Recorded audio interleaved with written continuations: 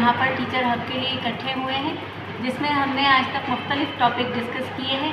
आज हम पेडागोजी से रिलेटेड टॉपिक डिस्कस करने वाले हैं और इसी से रिलेटेड एक इशू हमारे पास मिस सादिया लेकर आई है, जिस पे हम सब मिलकर जो है वो कोशिश करेंगे कि इन्हें कोई अच्छा आंसर दे सकें। ठीक है मिस सादिया? अस्सलाम वालेकुम। मैं ये डिस्कशन लेकर आई हूँ कि जो हम क्लास में जो ग्रुप डिस्कशन करते हैं या ग्रुप एक्टिविटी करते हैं, तो मुझे अपनी क्लास में उसका कोई सोल्यूशन चाहिए, क्योंकि मेरी क्लास में है टोटल 90 बच्चे और जो हमारे पास पीरियड का टाइम है वो 40 मिनट्स है। अगर मैं कोई उन्हें ग्रुप एक्टिविटी या कोई डिस्कशन या प्रेजेंटेशन देती हूँ तो तमाम बच्चे उसमें एक्टिविटी जो है वो पूरी तरीके से परफॉर्म नहीं कर पा सकते, उनकी पार्टिसिपेशन नहीं होती। जो एक्टिव लर्नर है वो तो अच्छे से पार्टिसिपेट करते हैं, लेकिन जो स्लो लर्नर है उन पे ना ही मैं उस टाइम लिमिट की वजह से फोकस कर पाती हूँ और ना ही वो बच्चे भी अपना 100% जो है उसमें वो दे सकते हैं। तो मैं इसका सोल्यूशन चाह रही थी कि किस तरह हम कोई ग्रुप एक्टिविटी करें तो उसको अच्छे से हम पूरी क्लास के सब बच्चों को इन्वॉल्व करके हम उसमें उनसे पार्टिसिपेशन उनकी ले सकें। जी सादिया, मैं कुछ कहना चाहती हूँ कि जहाँ पर स्ट्रेंथ ज़्यादा होती है तो हमें वहाँ पर प्री प्लानिंग के साथ चलना पड़ता है, जैसे प्लानिंग करनी पड़ती है, क्योंकि वो उस 90 बच्चों को हमें ग्रुप में एडजस्ट करना पड़ता है। इतने ग्रुप बनाए जैसे स्लो लर्नर और फास्ट लर्नर जो होते हैं, एक्टिव लर्नर, वो मिक्स करके हमें 3, 4 या 5 ग्रुप्स बना देने चाहिए। फिर वो टॉपिक्स भी हमारे पास नोट्स बने हुए होंगे जो हम उनको करवाएंगे, ग्रुप एक्टिविटी करवाएंगे, वो हम शेयर करेंगे उन ग्रुप्स में। ठीक है, अब अगर हमारे पास क्लास में जगह नहीं है उन 90 बच्चों को ग्रुप में एडजस्ट करने की, तो हम कॉरिडोर्स भी इस्तेमाल कर सकते हैं या हम आउटडोर पार्क वगैरह ग्राउंड में किसी अच्छी जगह पर ये एडजस्ट कर सकते हैं, उनको बिठाकर ये ग्रुप एक्टिविटीज़ हम करवा सकते हैं। इसमें ये होगा कि उन 35, 30 या 40 मिनट्स में हमारा टॉपिक भी क्लियर हो जाएगा और बच्चों में सेंस ऑफ रिस्पॉन्सिबिलिटी भी बढ़ जाएगा कि जो स्लो लर्नर है उनको वो फास्ट लर्नर जो है वो एक्टिव लर्नर्स उनको साथ लेकर अपने साथ वो उनको सिखाते भी जाएंगे और अपनी रिस्पॉन्सिबिलिटीज़ के साथ साथ उनको वो टॉपिक्स की अंडरस्टैंडिंग भी अपने साथ साथ उनको भी करवाते जाएंगे। तो इससे ये है कि टीचर सिर्फ वहाँ पर एज अ फैसिलिटेटर बन के काम करेगा, बाकी सारा काम बच्चे खुद करेंगे।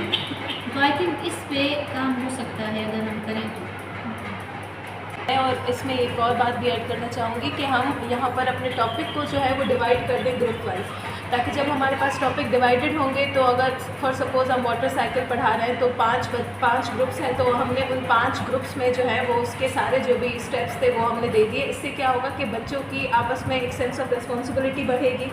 उसके अलावा जो आपका ग्रुप लीडर आपका जो होगा वो उस ग्रुप को जब एक कॉमन टारगेट के लिए जब उसको उस पर काम करेगा, ग्रुप को लीड करेगा, तो आपके पास आइडियाज़ भी बहुत सारे आएंगे। बच्चों की अंडरस्टैंडिंग बहुत ज़्यादा डेवलप होगी, क्योंकि कुछ बच्चे ज़ाहिर हेसिटेट होते हैं या अगर स्लो लर्नर है तो वो इतना कॉन्फिडेंट फील नहीं कर पाता कि वो अपनी टीचर से कुछ पूछे। तो जब बच्चे आपस में ही काम कर रहे होते हैं तो उनकी एक तो अंडरस्टैंडिंग, ठीक है, उनमें एक सेंस ऑफ रिस्पॉन्सिबिलिटी, आपस में उनकी शेयरिंग बहुत अच्छी हो जाती है और पीयर चेक भी साथ साथ चल रहा होता है कि बच्चे आपस में एज अ पीयर उस काम को रिव्यू भी कर रहे होते हैं। तो इससे एज अ प्रॉब्लम सॉल्वर आपका जो टाइम है वो भी बच जाता है और आपकी जो है आपके पास एक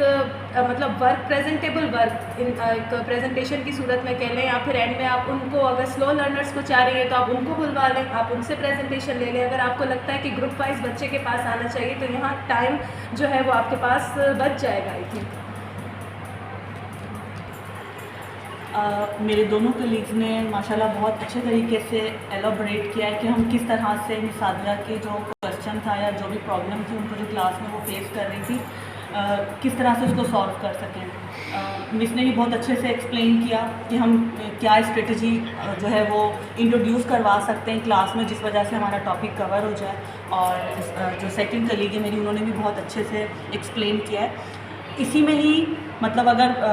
करना चाहें, जैसे अगर टीचर बच्चे जो हैं वो आपस में कोलैबोरेट कर रहे हैं तो इसमें टीचर्स की भी कोलैबोरेशन हो सकती है। सपोज़ अगर आपका पीरियड किसी सेकंड